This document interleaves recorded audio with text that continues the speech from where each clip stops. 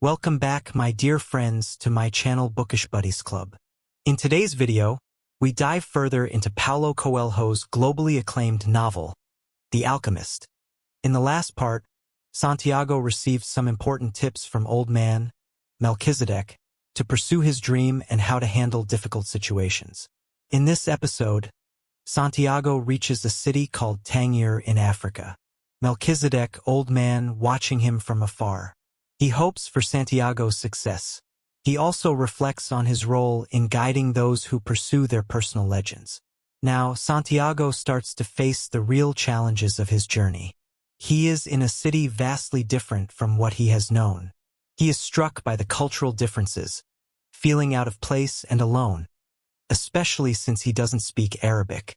This realization hints him that his pursuit of the treasure is not going to be as straightforward as he thought. Here, Santiago meets a young man who speaks Spanish and asks him for help to get to the pyramids. Before moving further, I'd request you to please don't forget to subscribe to my channel.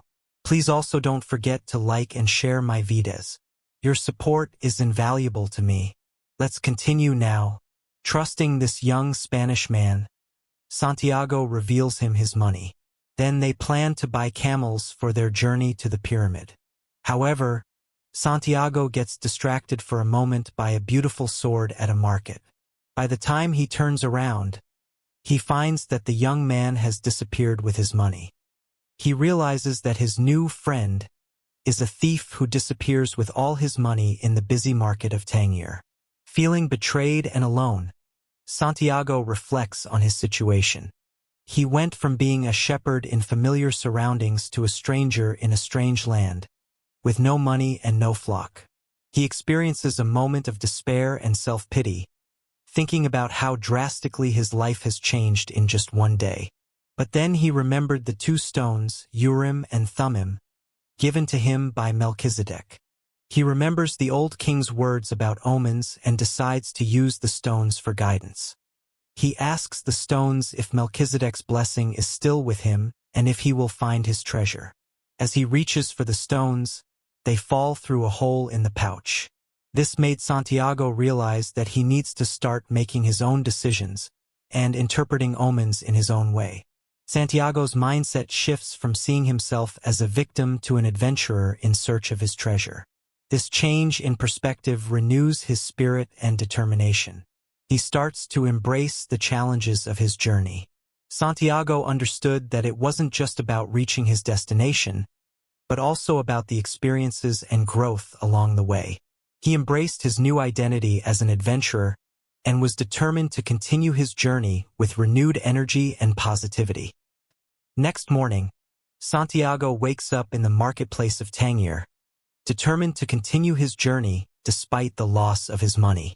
He has no idea how to continue his journey, but Santiago was determined to never give up on his dream.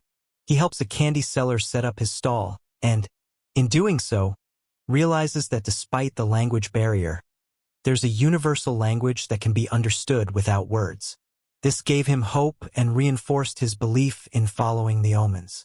His encounter with the candy seller also makes Santiago think about the concept of personal legend. He observes that the candy seller is happy doing what he loves, not because of some future reward or dream, but because it's his chosen path. Santiago understands that recognizing a person's connection to their personal legend can be sensed just by looking at them. As he wanders through Tangier, he comes across a crystal shop that's been in business for 30 years.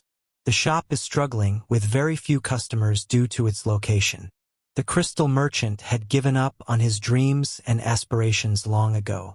But Santiago, being the helpful boy he is, offers to clean the dirty glasses in the shop's window in exchange for food. This movement inside the shop leads two customers entering the shop and making purchases. Impressed by Santiago's work, the crystal merchant invites him to lunch and also offers him a job.